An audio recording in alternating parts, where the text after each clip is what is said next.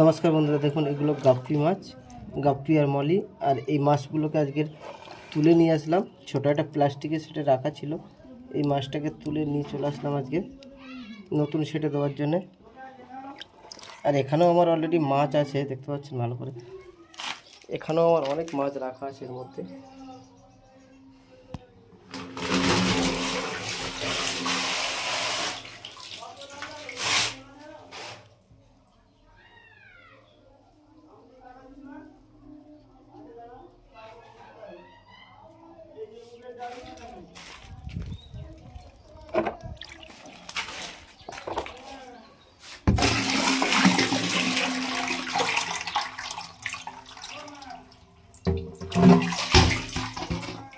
চ্যানেলটাকে যদি ভালো লাগে লাইক শেয়ার কমেন্ট করবেন। সবাই ভালো থাকবেন, সুস্থ থাকবেন।